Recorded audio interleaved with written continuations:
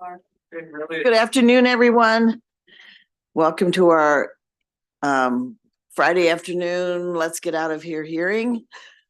We are going to start first with the Department of General Services. Samantha Tapia is our analyst, and we have the Secretary Atif Chaudhry. If you want to come to the table, you can, and the analyst will start us off. Or not. I don't know. She was literally right there. He's right here.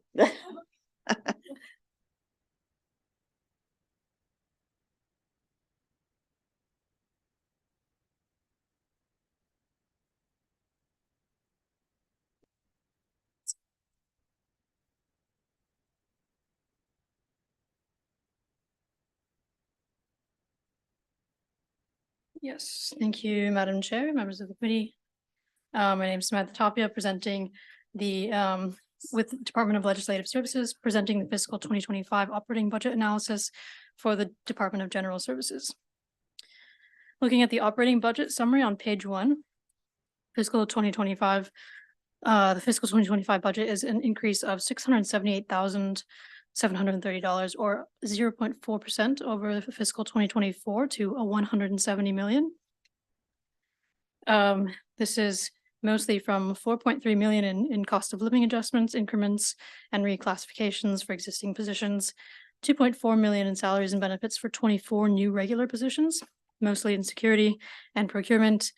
And all of this is offset by approximately $7.2 million due to fiscal 2024 investments related to fuel and utilities, energy efficiency, and the critical maintenance program. These and other changes can be found in more detail on pages 13 and 14. Looking at a total budget overview on page 11 and 12. A programmatic view, 78% or $133 million is related to facilities, operations and maintenance, planning and security. 22% or $37 million is for procurement, business enterprise, real estate, and administration. Then from an expenditure type view, 51% or $87 million on personnel, 18% or $30 million on contractual services, 15% or $26 million on fuel and utilities, and the remaining 16% on maintenance and renovation, motor vehicles, and other operating expenses. And looking at personnel on page 14, the personnel budget for DGS includes 727 regular positions and 41 contractual positions for fiscal 2025.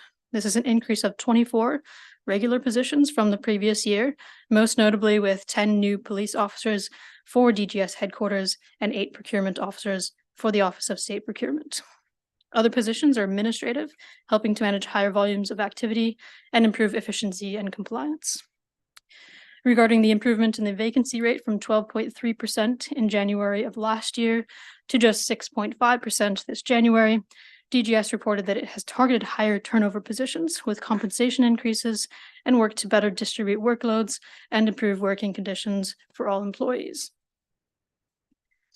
Looking at some performance metrics, procurement, starting on page 4. The Office of State Procurement has a goal of processing 80% of large procurements within 90 days. Exhibit 1 on page 5 shows that. Wait a minute, I've lost you. We have different numbers of pages. It's going back and forth a little bit. Is this 18? Same as 18? No. Procurement on page 4. Back. Okay.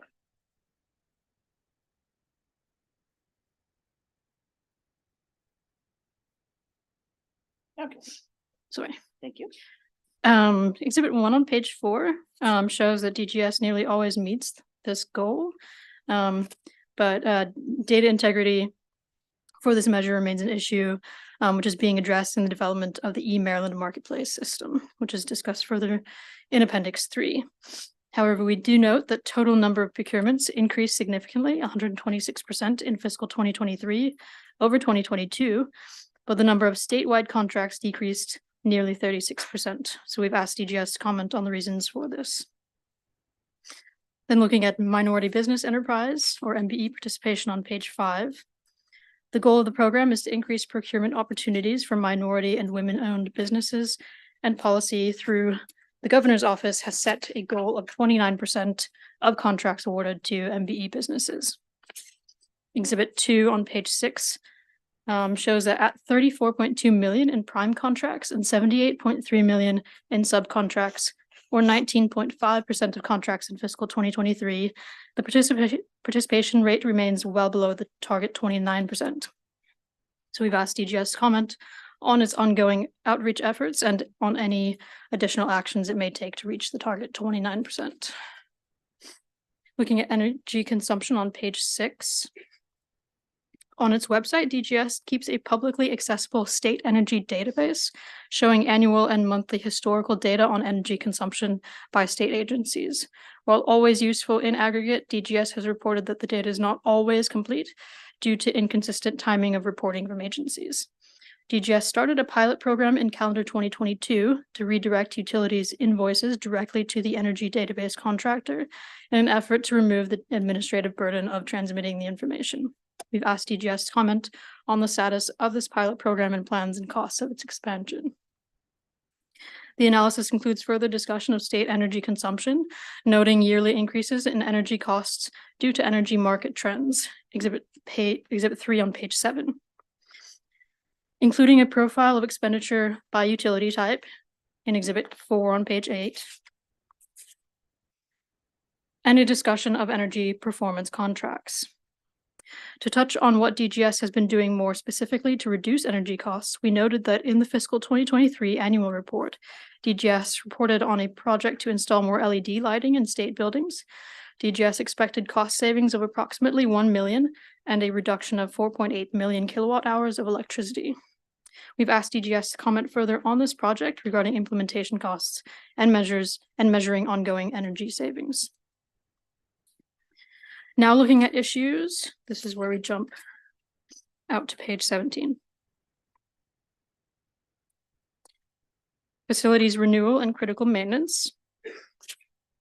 DGS is responsible for supervising the ongoing maintenance and repair of all publicly owned property.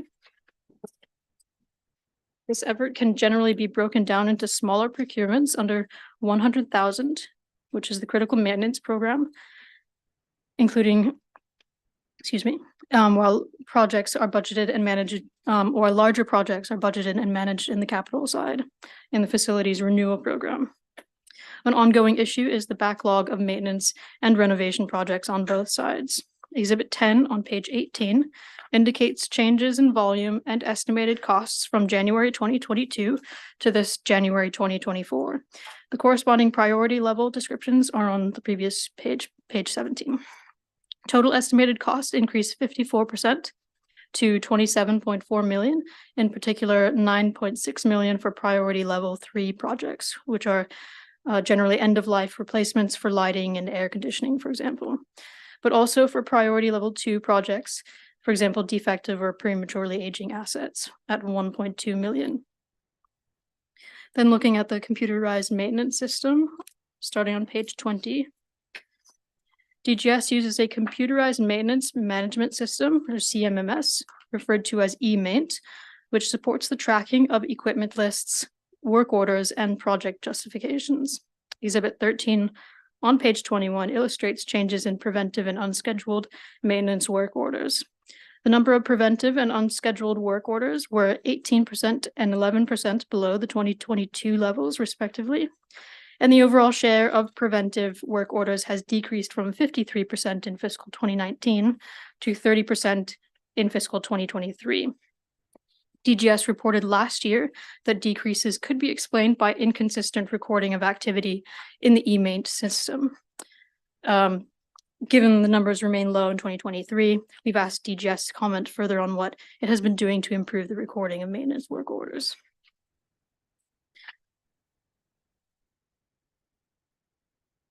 We've also discussed the ongoing installation of sensors in buildings to detect issues that may lead to damage or safety hazards.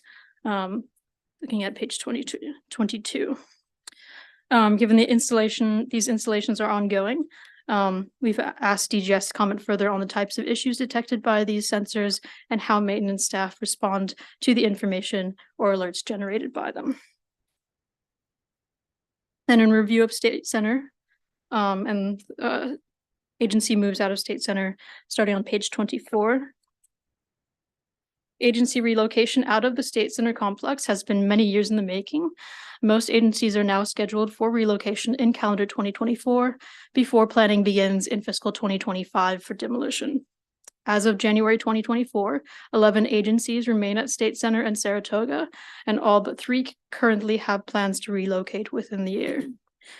Exhibit 16 on page 25 and Exhibit 17 on page 26 summarize lease and relocation plans for the agencies.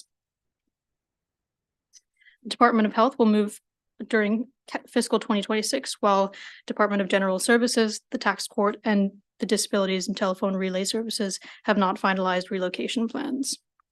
The fiscal 2022 budget included $50 million in the dedicated purpose account, or DPA, for State Center relocation rent and moving costs.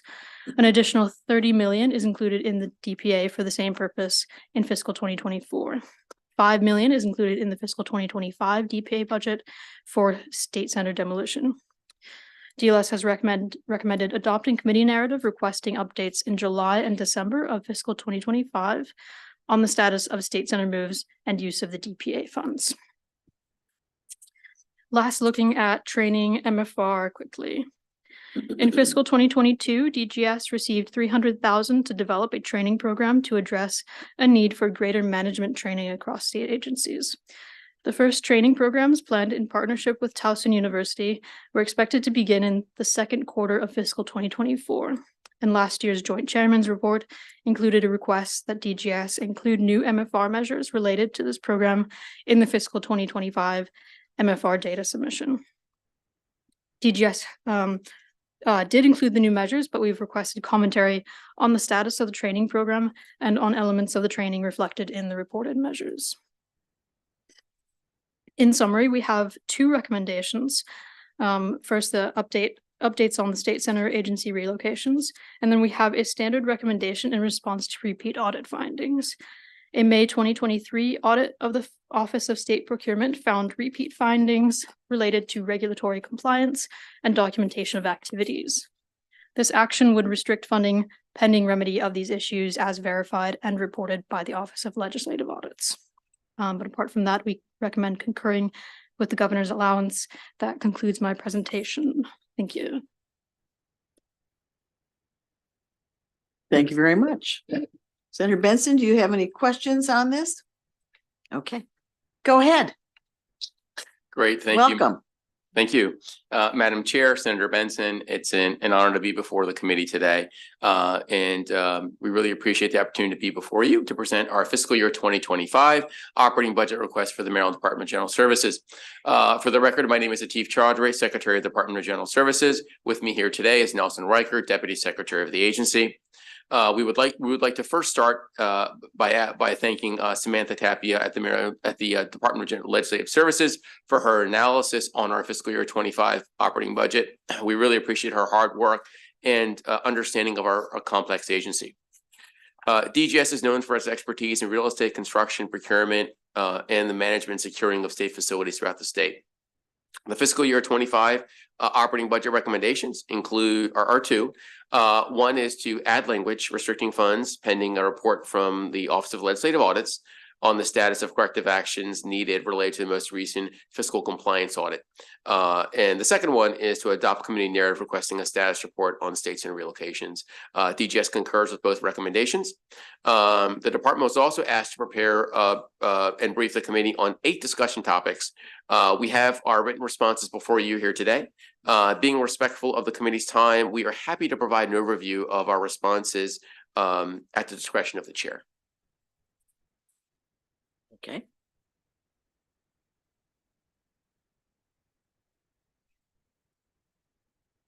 I think you can just leave your testimony with us. Okay. I think we're good. Wonderful. Thank you. Thank you.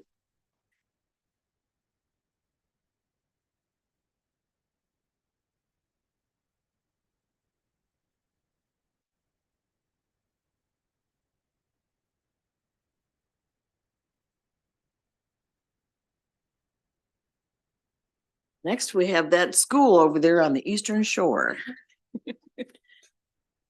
Laura Hyde is our budget analyst, and nope, sorry, Sarah Baker would be the People are Okay. a little shocked. yes. Make everybody nervous, right? Yes. Okay, and Dr. Carolyn Ringer Lepre. Thank you. Sarah will give her presentation first, and then we'll ask you for yours. Okay, thank you, Madam Chair. I'm going to start with Exhibit 1 on page 4, which shows the trends in first-time applications. And after receiving the most applications of over 8,900 and for fall 2018, the number declined 15.1% by fall 2020, which may be attributed to the pandemic. Since then, applications have increased 6%, but there's percentage of accepted students enrolling has declined from an average of 24% since before the pandemic to an average of 19%. And this has resulted in declining enrollment of first-time students in 22 and 23. Exhibit 2 on page 5 shows the trend of fall undergraduate enrollment, which declined for a third year, but the rate has slowed to 1.5% or 98 students. Since 2019, continuing students accounted for over 86% of the decline in enrollment, with most of the decreases occurring in 21 and 22, indicating the impact the pandemic had on enrollment. After increasing by 13.1%, first-time students decreased by 2 in 23. Okay. While transfers increased by 11 students in 23, the number has dropped 47.4% since 2014, which may be attributed to enrollment decline at the community colleges. We asked the president to comment on, given the national trend of enrollment decline at regional institutions, how Salisbury will be able to stabilize and grow enrollment. Turning to Exhibit 3 on page 7 in retention rates. After remaining stable at 81%, the second year rate declined to 77% with a 22 cohort, which again can be attributed to the effects of the pandemic. And the rate has since improved to 82%.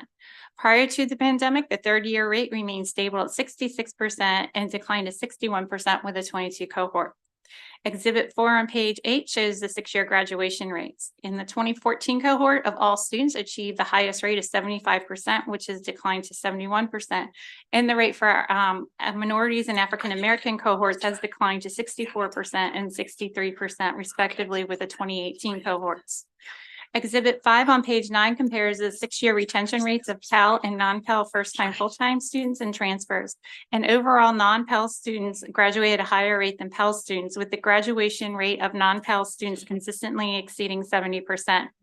First-time full-time Pell students graduate at the lowest rate, which declined from 64% in 21 to 56% in 22. Turning to affordability, Exhibit 6 on page 10 compares the cost of attendance with the net average price. And in 22, the net average price was 25.4% lower than the published price. And for families with incomes under $30,000, the average net price is 61% below the published price. Exhibit 7 on page 11 shows spending on institutional aid, which grew 68.5% since 2017 to $12.7 million. However, during this time, spending on need-based aid fell by 36% to $1.6 million. We asked the president to comment on why expenditures on need-based aid had declined over the past 5 years. On page 12 is a discussion regarding the impact of the FAFSA simplification. So Salisbury projects 122 students will either lose or see a decrease in the award, and they note they will try to make these students whole, but estimates it will cost an additional $800,000 in 2025. We asked the president to comment, given the continuing shortfall in education and general revenues, where they will find the funds to make these students whole. Exhibit 8 on page 13 shows budget changes by program areas for 22, 23, and 24. Expenditures on education in general increased by $6.6 million. Overall spending increases across programs areas are related to the annualization of the 23 general salary increases. Other increases, the $1.1 million operation maintenance and grants is related to the 2% spending target on facility renewals, and the decrease of $422,000 institutional support is related to a decline in equipment purchases. In 23 and 24, E&G expenditures exceeded revenues by $7.6 million and $11.2 million. And these shortfalls are covered by surpluses in the auxiliary. As shown in Exhibit 9 on page 14, except for 21, there has been a shortfall in revenues since 2018. Despite receiving $8.4 million in federal relief funds in 22, there was an $8.5 million shortfall. And in 24, Salisbury did receive $4 million in general funds related to funding guideline attainment, and the deficit increased to $11.2 million. These shortfalls were covered by surpluses and auxiliary, and while institutions will use these surpluses to cover shortfalls in the academic enterprises, the relatively large deficit and surpluses raise concern as to why E&G expenditures have not been reduced to better align with revenues. If students might be overcharged, or conversely, is spending on auxiliary being reduced to cover the shortfall. We asked the president to comment on the reliance of the relatively high auxiliary surpluses to cover E&G spending and the efforts to align E&G expenditures with revenue. And turning to Exhibit 10 on page 16 in the proposed budget, when excluding the impact of the 24 general salary increase on the 25 allowance, which isn't included in the working appropriation, state funds declined 0.1% or around $75,000. The decrease is mainly due to $2.1 million relating to increasing the turnover to 6%, and that is offset by increases allocated for various statewide costs. Exhibit 11 on page 18, you can see the impact the pandemic had on revenues in 21, which declined by $5.7 million. And 21 and 22 losses in revenues were partly offset by federal funds. And while the total revenues have rebounded in 23, exceeding pre-pandemic levels, the composition has changed, with state funds comprising 38% of revenues compared to 28% in 2019. And tuition and fees revenues that once accounted for about 40% of revenues now comprise 34%. Exhibit 12 on page 20 compares authorized and filled positions between 2019 and 24. And when excluding research and public service, the vacancy rate has increased from 5% to 7.2. The number of unfilled positions and instructions has increased from 16 to 30. And at 11.7%, institutional support has the highest percentage of unfilled positions. So overall, these increases in unfilled positions show the continuing challenges faced by institutions in hiring and retaining personnel since the end of the pandemic. The recommendation is on page 21 is to see the USM overview for system-wide recommendations. And that concludes my presentation. Great job. Now I have to admit that I made a mistake and left two witnesses off on the last presentation. So if you wouldn't mind, I'm going to bring those two to the table. You can stay right where you are. So I have Kimberly Colbert and Bilal Alston. Want to come to the table?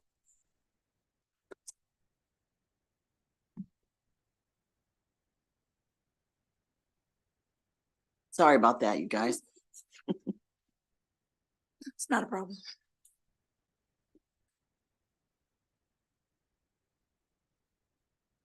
Go ahead. Good morning. My name is Kimberly Colbert. I am a member of AFSCME Local 1803. I work as a building security officer for a little over a year. Prior to coming to the Department of General Services, I worked as a correctional officer for 17 years. Within the Department of Corrections, the career ladder was great.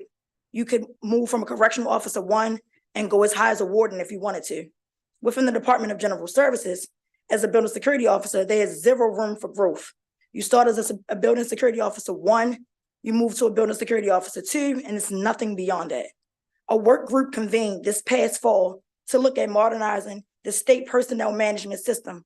One of the recommendations in this report was that DBM work with agencies to increase career ladders, opportunities to help with recruitment and retention. This is a great opportunity to do that. As a building security officer, we take great pride in our work, and we demand that our voices be heard. Please help us better the career ladder for building security officers. Thank you for the opportunity to testify. Good job. Thank you.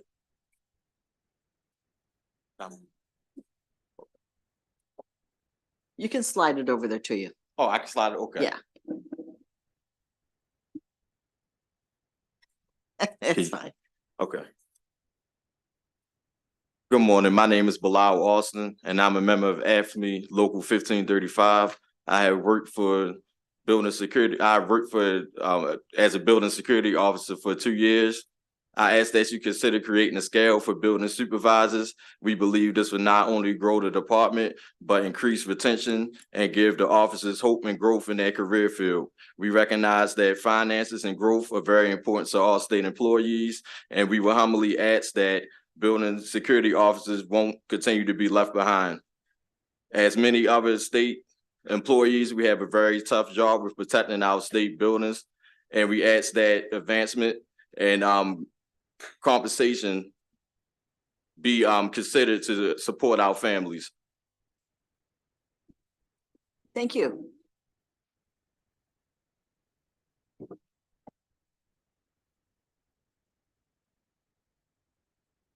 Okay, you can go ahead. Oh, wait they for come just a back, second. I just need to Senator ask you- Benson has a question. Yeah, I just need to ask you a question. You all are concerned about the pay? No, our issue is that, Is that your concern? that's part of our concern. Why you could? But the software wouldn't control that. Does that come out of general services? Mhm. Our main issue is, I'm sorry, I can't hear you. our main issue is advancement. We don't have any room for advancement in our department. Every other department has room I'm for sorry, advancement. I'm sorry. I do have a little hearing problem. Our main issue is that there's no room for advancement in our department. All the other departments have lateral movement and we have no lateral movement. So we want a scale where we can move up so that it can be a career opportunity, because right now our position is not a career opportunity, it's just a job. Okay, thank you. Thank you, ma'am. Thank you, guys. Thank you. Okay, now, this is for real. Okay. Well, I would like to start by thanking Chair King, Senator Benson, and all the members of the subcommittee for the opportunity to come before you today to discuss some of Salisbury University's remarkable achievements, along with the many opportunities that we foresee for our institution. I would also like to say thanks, Sarah, for her thoughtful analysis, and I am joined today by my Vice President for Public Affairs, Eli Modlin. At SU, we work to make a better tomorrow for our students, employees, and community. Today's testimony will focus on initiatives that both support the goals of our great state and also the people of Salisbury University and the Eastern Shore. We exist with the dual purpose of ensuring student success and to contribute to the overall well-being of the Eastern Shore and state. To this end, we recognize that setting students up for success includes keeping our students enrolled for timely graduation. I'm proud to say that SU has the second highest six-year graduation rate among master's level institutions in the USM and the highest four-year graduation rate among master's level institutions in the USM.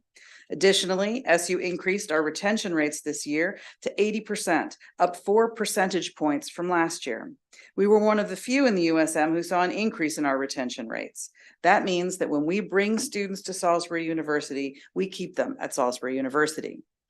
When a student transfers to SU, they are given the same hands-on attention that our first-time college students receive to support their success.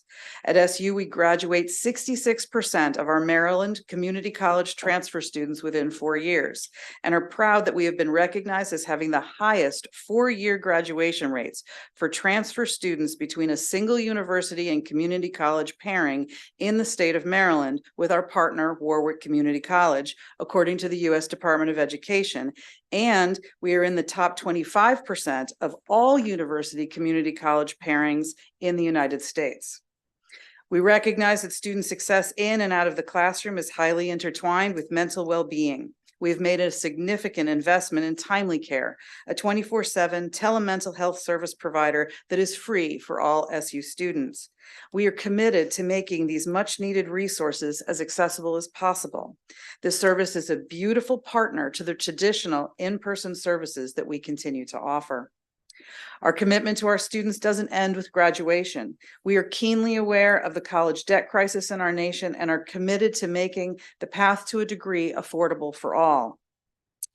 In 2022, 95% of incoming students received scholarships and financial aid to lessen the financial burden of a degree.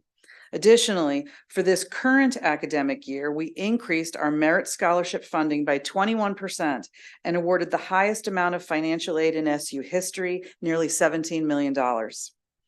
While timely degree completion and low debt are things for us to celebrate, we know it's the experiences that students have while at Salisbury that truly set them up for success. Our high-impact practices are a hallmark of the Salisbury University experience, including undergraduate student research, internship pathways, living learning communities, and study abroad. Reinforcing our relationships for study abroad opportunities has always been a priority, as providing cultural competence and finding ways to give our students global awareness has perhaps never been more important than it is now. It is our goal to become the Maryland Public University with the greatest percentage of students who have study abroad experiences. To do this, we've expanded partnerships with the American Institute of Foreign Study and Anqing Normal University in China, continued strong relationships with the University of Stirling in Scotland and the University of Malaga in Spain, and celebrated a 10-year partnership with Cheonam National University in South Korea. Often, our students strive to combine their research and professional interests with a study abroad experience. Mentored by our talented faculty, our students have received more than 100 national and international fellowships awarded over the last decade, including Boren, Rangel, and Goldwater scholarships. Our greatest success during this period has been with the Fulbright Scholarship. For the past 7 years, we have been named a top Fulbright producer in the country and have had the distinction of being named the #1 producer of Fulbright students at master's level institutions in the nation last year. Studies show that college athletics to be another high impact practice that substantively increases student success and satisfaction. Approximately 10% of our student body is one of our outstanding Division III student athletes. Continuing our legacy of excellence, last spring we celebrated 2 national championships. Men's lacrosse earned their 13th NCAA Division III national championship in program history, and our cheerleading team earned their first national championship in program history. That said, whether they win or lose on the fields and courts, our student athletes win in the classroom. Our student athletes have higher cumulative GPAs and graduate at higher rates than the average SU student, illustrating how significant the student athlete experience can be to overall collegiate success. Since joining Salisbury University, I have learned that Seagulls pride themselves on our commitment to the greater Salisbury and Eastern Shore community. Just a few weeks ago, SU earned the 2023 Division III NCAA Community Service Award, recognizing our student athlete service to the Salisbury community. With 3,062 hours and a 74% athlete participation rate given over a 2.5-month period, athletes have given their time to support causes that included the Special Olympics, the Seagull Century Bicycle Race, Hope and Life Outreach Ministry for the Homeless, and a holiday food distribution project. Additionally, SU's ShoreCorps program is the largest AmeriCorps program in the state with more than 200 members. This program provides $300,000 in tuition assistance and approximately 83,000 hours of community service to 30 nonprofit agencies across the Eastern Shore. Salisbury University serves as a vibrant hub for community development, fostering a culture of knowledge sharing and innovation that extends beyond its campus borders. Through outreach programs, research initiatives, and partnerships with local organizations, the university actively contributes to the overall well-being of the community by addressing societal challenges and promoting positive change. By educating future leaders, conducting impactful research, and engaging in collaborative projects, the university becomes a catalyst for positive transformation, enhancing the overall quality of life in the surrounding community. Growing our community to be a place where everyone can work, live, and learn will be fundamental to our mission moving forward.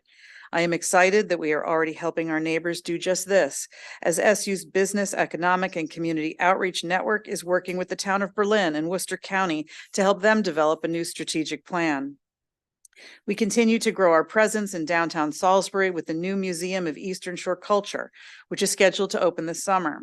The museum will cultivate the preservation and expression of the cultural heritage heritage and traditional arts of Delmarva's various communities. It adds to SU's presence downtown, which already includes SU Galleries and the Entrepreneurship Center, which to date has distributed over $3 million in cash and in-kind contributions to support student and local small businesses. Every day, we are making a direct impact on our community by meeting vital workforce needs and by making it a priority to keep our students in Maryland and on the Eastern Shore.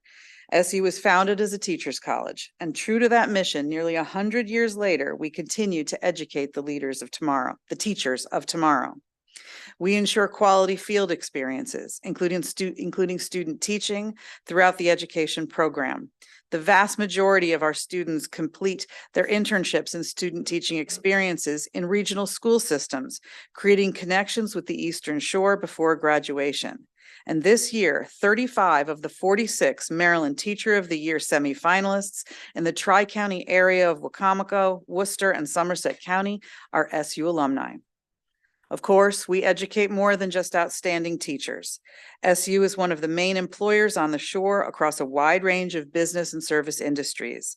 As we work to contribute highly qualified graduates to other high-need workforce areas like health and human services fields, we strive to create partnerships with local healthcare organizations such as Tidal Health to create more student and postgraduate opportunities. Thanks to the highest quality teaching, local partnerships, and strong pathways to the workforce, Salisbury is a leader in educating some of the best nurses in the state. SU has the highest pass rate on the NCLEX exam of all BSN programs in the state and has a 10-year history of an 100% pass rate on the nurse practitioner certification exam. Our record of employment is also impressive and illustrates the difference that SU students are making in our workforce. Based on the data collected from the May and December 2023 graduating classes, 86% of all our health science graduates, including those in nursing, med lab science, public health, and social work, are currently employed in Maryland. I want to thank you once again for your collective support of all these initiatives in our community and in Salisbury University. You also have my written responses to the questions that have come from DLS, but I am certainly happy to answer anything else that you might like me to answer. Okay, great job. Senator Benson, do you have any questions? I wanted to ask a question about the transfer of students into Salisbury. It is my understanding that that's been somewhat of a problem, or how are we dealing with that? And I'm particularly concerned about the graduation and retention of the African-American students at Salisbury. Can you comment on that for me, please? Yes, I would be happy to. Thank you so much, Senator, for that question. We are absolutely putting a lot of time and attention toward increase our transfer numbers. There's been a lot of pressure on our community colleges, and we've seen their enrollments decline. And so that has a trickle-down effect to the number of students that then subsequently have the ability to transfer into SU. But we are actively working on a number of different partnership agreements. We have tracks. We are trying to get lots of the obstacles that are in the way for a community college student who wants to be at a four-year institution after they finish their time at the community college out of the way. For instance, having dedicated academic advisors who can look at the course requirements to make sure that they're moving over in the easiest possible way so that they get the full credit for the work that they're doing at the community colleges. It's certainly a big part of our overall enrollment strategies. And according to the report, you'll see that our transfer numbers are starting to come back after the pandemic, and much more time and attention will certainly be put in this pot.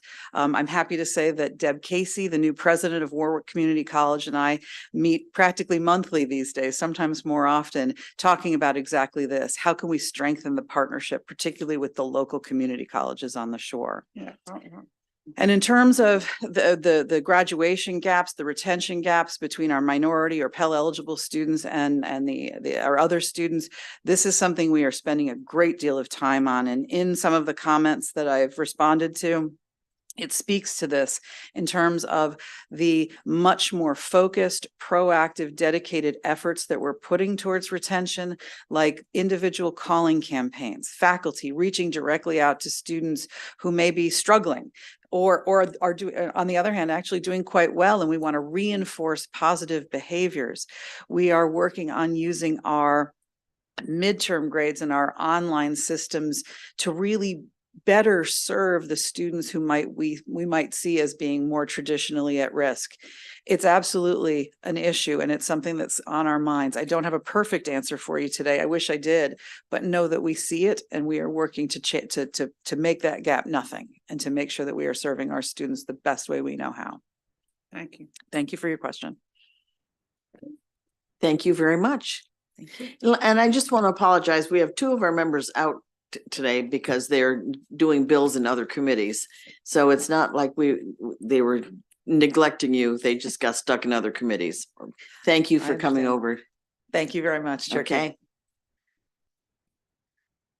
Now, Mrs. AIB, do we want to wait for Mr. Leggett and get started? Okay. Great. So my name is Laura Hyde and I'm the budget analyst. Sorry about that. For AIB. And we're starting on page 1 with the operating budget summary. AIB's fiscal 2025 budget decreases from the 24 working appropriation by $2.9 million, or approximately 50% to $3 million. AIB receives special funds from the Blueprint Fund, which was created as part of Chapter 36 Blueprint for Maryland's Future. And the agency's $3 million allowance in fiscal 25 is primarily for administrative costs. Turning to page 3, this is Exhibit 1. The overview of agency spending. This exhibit shows that $2.9 million, or 98% of AIB's fiscal 2025 allowance, is in 2 categories. There's $2.5 million for salaries and wages for regular personnel and $437,000 for contractual services. For contractual services, $200,000 of this amount is for contracts for management consultants, and approximately $100,000 is for a memorandum of understanding with other agencies that are implementing Blueprint programs. The remaining allowance totals approximately $68,000, or 2% of this budget, and supports administrative costs. The bold text at the bottom of page 2 asks AIB to provide additional detail on contractual services and MOUs with other agencies. Turning to page 4, Exhibit 2, this is the proposed budget. This exhibit shows the decrease of $2.9 million in AIB's budget. The primary driver of this decrease is fiscal 2024 deficiency allocation for $1 million for an independent evaluation of Blueprint implementation, plus the $1.9 million in LEA and CTE technical assistance grants, which ended in fiscal 24. Increases in this budget include $315,000 that was mentioned previously for management studies and consultants and MOUs, plus an approximate $350,000 increase in personnel and routine operating expenses. Turning to page 5, personnel. AIB's fiscal 2025 budget provides for 15 regular positions, which is the number of positions allocated since fiscal 2023. Of these 15 positions, 7 have been filled to date for a vacancy rate of approximately 40%. In fiscal 2024, though, the agency plans to fill 5 positions, so that would leave 2 positions to be filled in fiscal 2025. The bold language on page 6 asks AIB to comment on the reasons for the high vacancy rate and provide a timetable to fill vacant positions in calendar 2024. Moving to page 7, this is Exhibit 3. This exhibit provides a timeline of AIB's reports and actions related to Blueprint implementation in calendar 2023 and 2024. I want to point out that AIB did submit their annual report after this analysis was completed, and that the June 15th date under state agency plan review should actually be March 15th. So I didn't want people to be confused on that. AIB is responsible for reviewing LEA and state agency Blueprint implementation plans on an annual basis. And in July 2023, the agency approved all 24 LEA initial implementation plans. AIB is still working to review the majority of state agency implementation plans, which were due in March 2023. AIB is also working on blueprint training for superintendents, school administrators, senior instructional staff, and local boards of education, as well as teacher preparation requirements, both of which were due at the end of fiscal 2023. Turning to page 10, this is Exhibit 4, Managing for Results. This exhibit shows AIB's performance measures for Goal 2, which is to support blueprint implementation. AIB reported providing 44 LEA technical assistance sessions, 22 public outreach sessions, and 8 state agency and government technical assistance sessions as part of this measure. The agency has developed but not submitted data for the fiscal 2023 performance measures. Turning to page 11, this is technical assistance grants. As mentioned previously, AIB is responsible for administrating CTE and LEA technical assistance grants for blueprint implementation. In fiscal 2023, AIB awarded $2.3 million in $100,000 grants to 22 LEAs and the CTE committee, and fiscal 2024 grants are in process with the application period expected to open shortly. In the bold language on that page, AIB was asked to comment on the delays mentioned previously in the timetable, as well as receiving MFR data for Objective 1 and the distribution of technical assistance grants. On page 12, this contains the budget, the recommended actions, which includes restrictive language for a report on blueprint implementation administrative delays. This ends my presentation and I stand for questions. Great job as always. Rachel, nice to see you. Very nice to see you, Madam Chair and members of the subcommittee. Chair Leggett is on his way. He had a Board of Regents meeting this morning, so he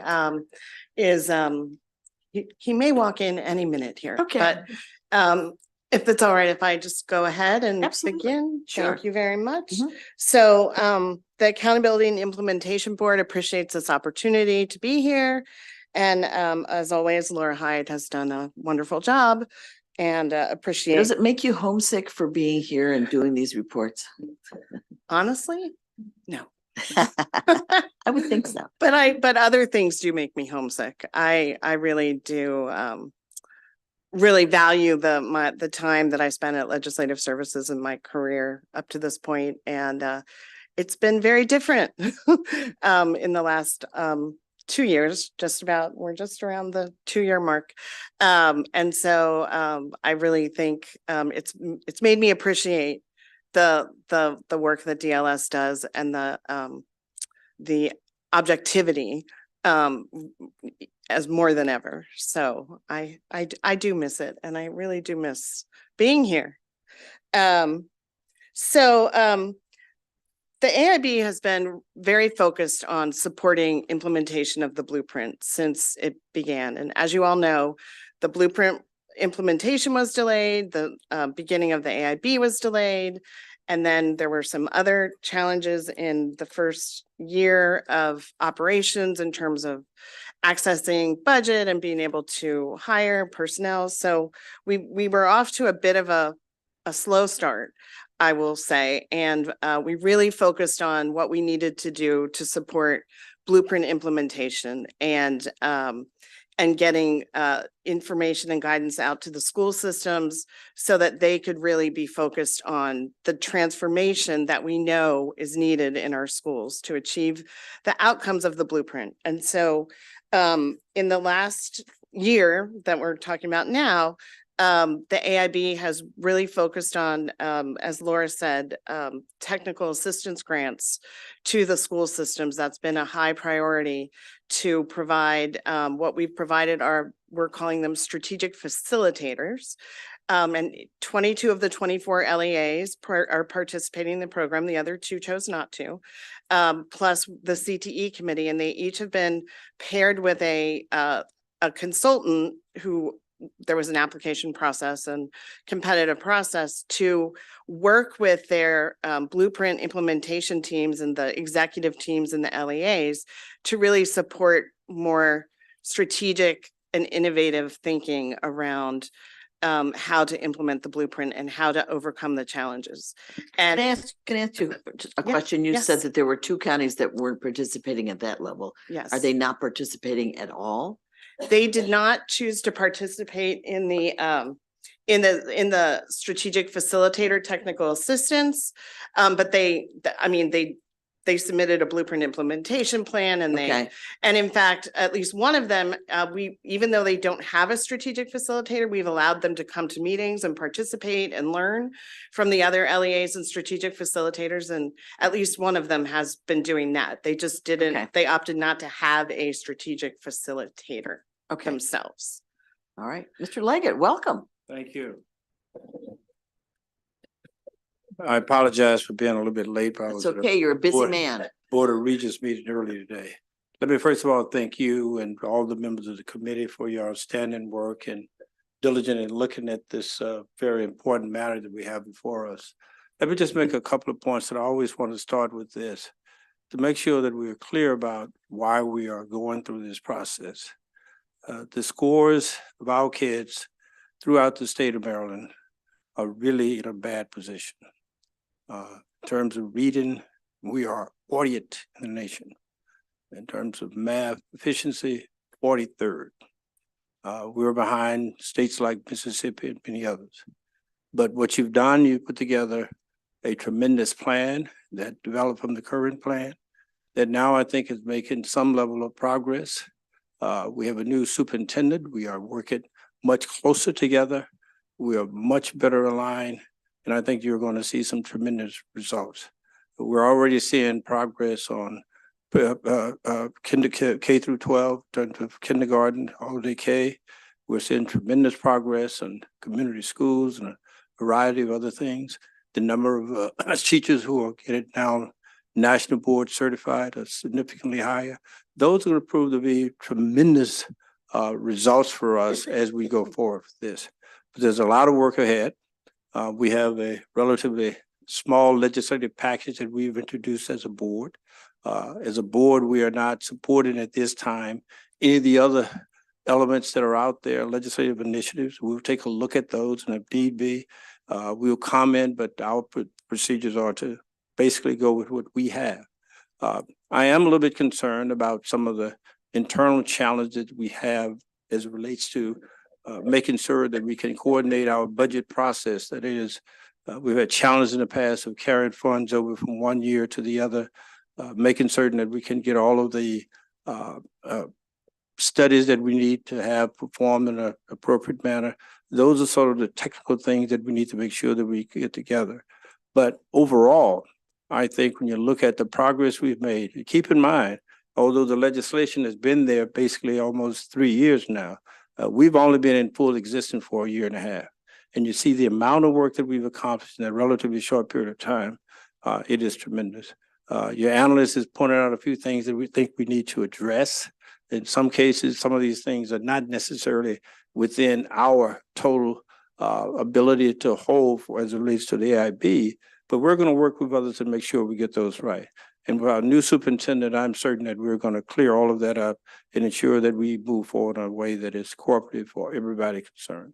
I am delighted about the progress we made. I look forward to coming back to you and pointing some results that we have. We have a very strong literacy initiative that is much more targeted. We'll come back next year with one as it relates to math. And I think you're going to see in foreseeable future some very strong results. So I'm very pleased with where we are. We have some work ahead of us. I apologize again for coming a little bit late. Thank you. And I totally agree with you. And it's hard for people to understand just how much work there is left to do and what the whole process is. I think there's a real misunderstanding about that. And it just doesn't happen overnight. Yep. But I think you're doing great anyway. Thank you. And the other thing is the impact of the pandemic. You know, we're still feeling that on the results and on the the challenge is even greater than when the Kerwin Commission was meeting and when we were looking at data and results and recognizing that things needed to be different.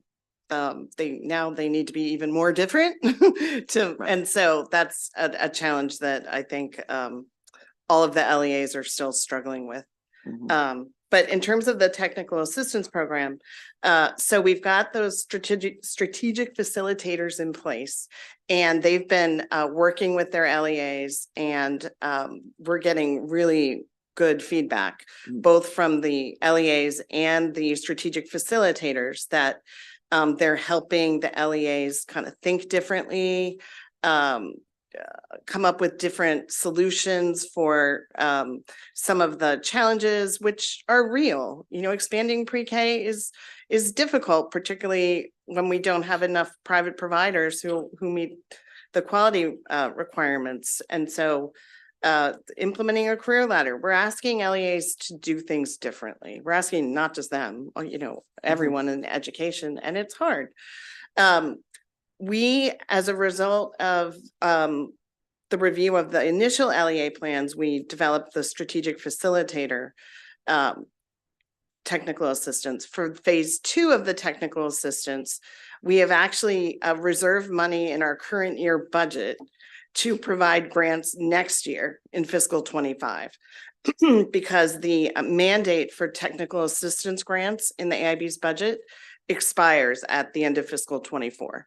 And so we reserved money in our budget to be able to potentially continue those strategic facilitators if the AIB determines that they've made a strong impact and there's a value there, and also to support more targeted technical assistance, particularly around the different challenges that the LEAs are facing. But a big one that is a common challenge is the budget and the allocation of resources, and the need to reallocate existing resources and spend money differently as we're doing things differently. So the board yesterday had a meeting and approved this phase 2 of technical assistance that will, the first priority, the first focus will be this allocation and reallocation of resources to bring some experts in to work with the LEAs and their county government partners. And we're hoping that this can also help facilitate a more productive working relationship and conversation between the LEAs and the county governments. So that is phase 2 of the technical assistance. That was one of the things that the analyst had asked us to respond to. In terms of the response, the questions, the first one related to contractual expenditures and services. In terms of our MOUs, we have entered into 2 MOUs. One with the Maryland Longitudinal Data System Center, which is also part of our statute to work with MLDS. And they have been working with our outcome measures work group, which is a group that has made recommendations that the AIB adopted around what measures to be following and tracking for progress in implementation of the blueprint. And now we're in the process where we are working to set targets for what the expectations will be around these measures in the future. And we're actually going to be working with the state board to align our targets and expectations so that we're not giving different information and different targets to the LEAs. And also now we have the governor's plan that has identified some additional key performance indicators. And so we're going to be working to align all of those so that the expectations for school systems and student achievement and other outcomes is all, we're singing with one voice. And we're actually, the State Board of Education and the AIB are holding a joint board meeting on the February 27th. And this is one of the topics that will be of discussion. So this is the second joint board meeting that has occurred. And so it's a sign of the collaboration and partnership that, you know, is happening now. And I agree with the chair. I feel like we're right on the cusp of really making significant progress as we've sort of made our way through these challenges. Can I say Yes. that I've met with the interim superintendent, and was impressed at the fact that she was as familiar with the blueprint as she is. And I think having the state board being aware of what it's all about is really helpful. I think what has slowed us down a lot is the fact that it's such a big thing and nobody really even, I mean, a regular old Joe on the street doesn't understand what it is. But I really got, Dr. Wright, I think really had a good knowledge of the blueprint. Madam Chair, I want to just highlight those numbers that I was talking about before. I'll just pull them up. For example, in terms of progress, we now have 23,784 students enrolled in public funded full day pre-K. That's almost 24,000. The number of Judy centers with Fish back this as well, gone from 53 to 83. Statewide participation in Maryland Child Care Credential Program increased from 6,500 to almost 10,000. Great. The number of teachers seeking national board certification went from 711 in FY 22 to 2,372 in FY 23. Over 700 Maryland public school teachers earned NBCs in 2023 alone. Number of students participating in apprenticeship programs increased from 124 in 2022 to 507 last year. And we now have 90 additional community schools, bringing the total to almost 500. You're going to see the results of that investment in years and years to come, because they build a foundation for which we are certain going to increase our scores and provide great results for the state.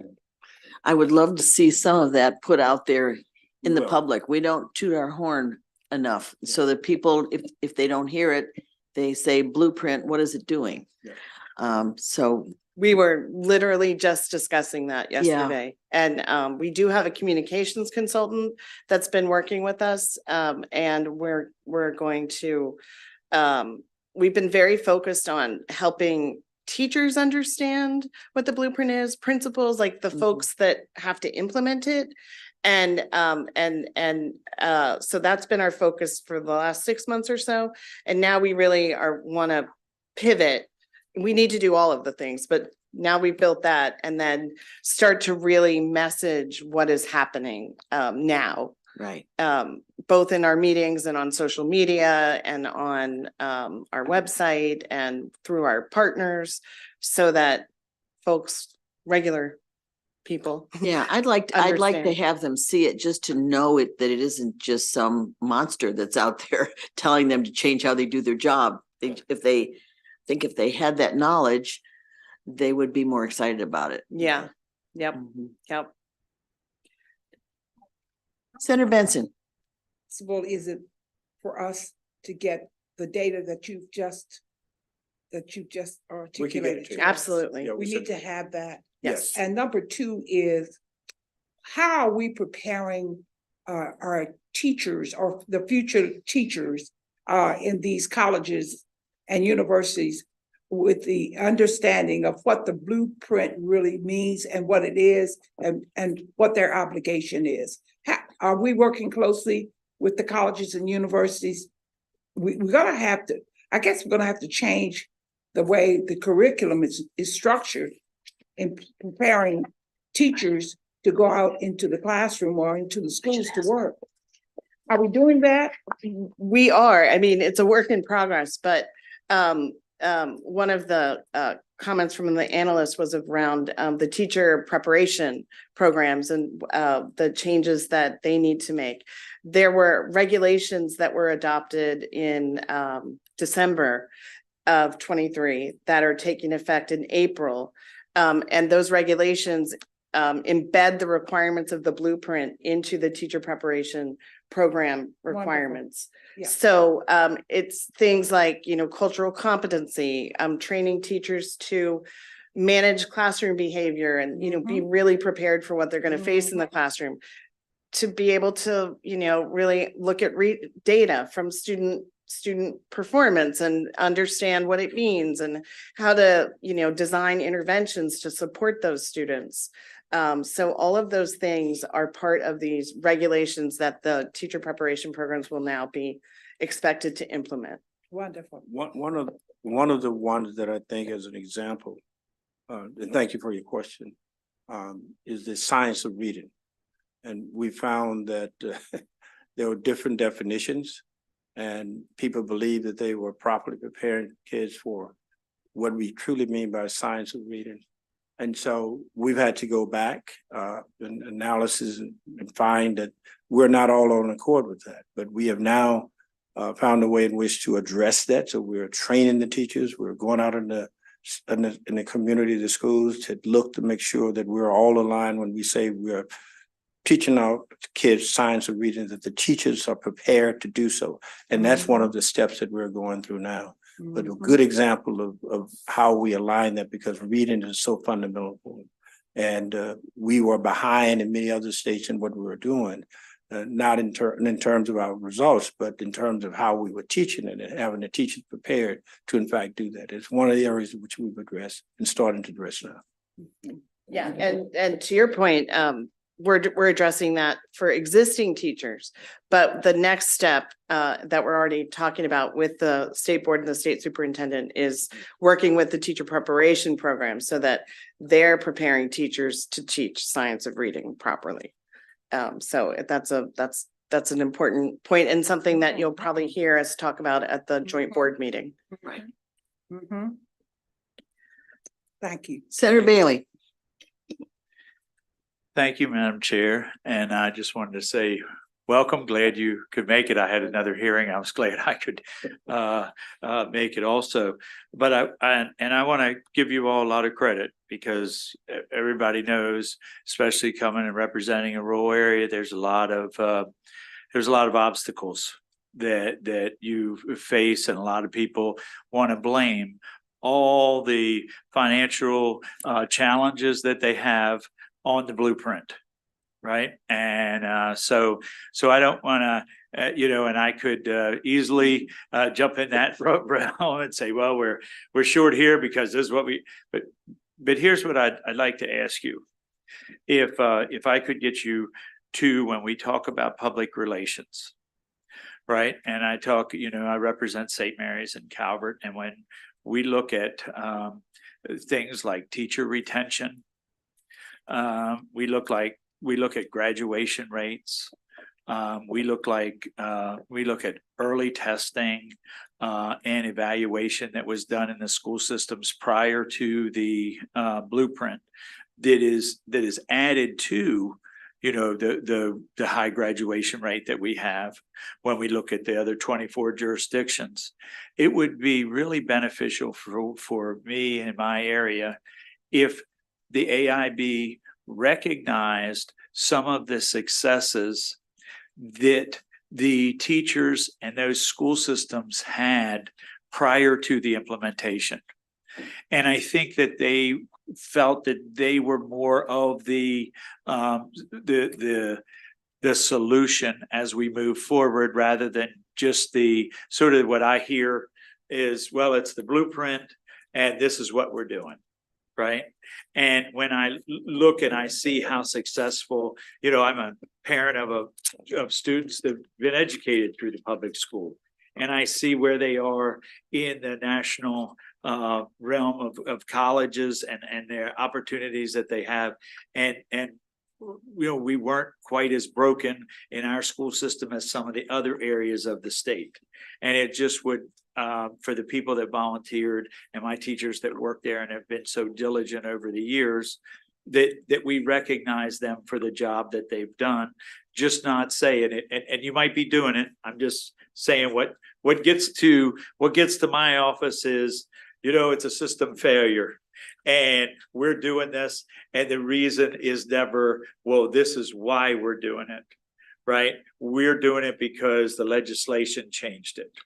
And that's what we're going to do. And you've got to fall in line to this degree. And I'm just saying, when we talk about public relations, if you're able to work with those areas that have been doing well and say, yep, we understand that you've been doing well, and this is where we can help you a little bit better approach, I think that would potentially be accepted much easier than people that have been successful. Because I've got this fear right now that because A tenured teacher has done very well and they're in their last few years of their job. Now all of a sudden they're going to get transferred to somewhere else. Right. And they're very worried about that. Right. And they're worried, well, my goodness, if I get transferred, I've got my time in. I was going to work for a few more years, but now I'm going to leave. And then we're only going to be dealing with new teachers. And don't get me wrong, we love new teachers. And we love the fact to get them. And we've got a long list where I come from for new teachers, but we also have got the highest teacher retention. So we want to recognize the people that have been there. If you have anything to Sure. say about that, Yeah, I I appreciate it. will. And I do have a couple direct. First of all, thank you for your questions. A very important question that I've had to deal with for a number of months. The blueprint is not easy. Think about what the General Assembly did. They made a real transformative piece of legislation. And I've known for many years, and that legislation is not always perfect. There are some things in which you look at and you go back and you change and adjust. And from my perspective, we should always be open to, in fact, do that. And we're not going to get it all right. We'll make mistakes occasionally. But fundamentally, we cannot do this without the teachers, without teachers not only going through the process of teaching, but having a spirit of teaching and want to teach. We want them to be in the classroom. Now, this is my view, and this is not something that we've adopted as a board, but I would have at some point in time, and I would like to evaluate having systems or local boards basically be in a position where they can implement themselves out from under the blueprint. If you're doing things that are right, and your scores are exceeding what we expect, then I'm going to say more power to you. Let's find out what you're doing. I want to drink some of the same water and Kool-Aid that you're drinking and make sure that we get this done. Because if you're doing it right, but unfortunately, that day is not here as we look at it today, because the numbers that I've just described are really bad throughout the entire system. But if there are ideas, suggestions, and people can basically at some time in the future implement themselves out from under the blueprint, personally, I would think that would be a welcome sign for us. Unfortunately, that is not today. There are some things that we are working to make sure that the challenge that you saw with the teachers, we have reviewers and experts to go out to work with them to make sure that whatever questions that are lingering, we agreed and we go out constantly. We'll be meeting next week with a number of school boards and local officials, and we are prepared to work with them as best as possible, because we literally cannot do this without having the teachers that you've just described in the classroom, not only teaching, but wanting to teach in a way that gets us to where we want to go. Huge fan of dual enrollment. And I know the chairwoman is gonna, but I'm a big fan of it, but we've got some issues in the implementation with dual enrollment. We've increased, and our community colleges are very important. That's part of one of the success, because the number of kids now that have applied for dual enrollment have in fact really increased quite significantly.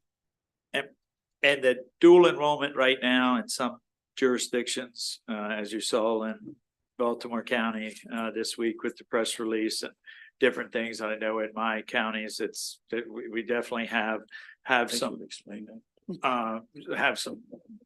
have some questions and some concerns about it, and the fact of where it's being taught. And it comes down to, and I've actually heard it said from some administrators in the community college realm, is that they were given the guidance that all the community colleges had to stand together on this 75% and ignore the legislation in the blueprint that said that if they had a pre-existing MOU, they could stay with that, or they could have a different adjustment on the 75%. Right. And that's, and I've had that, as you know, we've been talking about that here for a couple of weeks of trying to get these negotiations back so that we can get it worked out, so that we don't have to go through these problems for these kids next year. But I've heard, well, we can't break, because if one of us breaks, then everything that every county does is in jeopardy for their community colleges. And I'm just curious if you've heard of any type of situation, Rachel, this would definitely be for you, where people have instructed them, everybody's got to stand together. Because if that's the case, you know, that this funding's been set up for them all to stand together and we're going to fill this void for them, well, that's really, you know, it's in direct competition with what the law says, that if they had a pre-existing MOU, that they should be able to have a different way of funding. So you're absolutely correct about what the law says. I can say that the AIB has not provided any guidance counter to the law. And we have encouraged the community colleges and the LEAs to work together to expand dual enrollment because it benefits everyone. First off, the students, but it also benefits the community colleges because they do have declining enrollment and dual enrollment is increasing. And so that provides them with additional state aid through the formula. And then, of course, the LEAs, you know, would like to, you know, they're required to offer dual enrollment and they're trying to figure out, you know, it's a little more complicated. I don't want to go down the rabbit hole too far, but the amount of funding that is available to support dual enrollment and the number of students who want to dual enroll, you know, do not equal each other. And so it's a real challenge.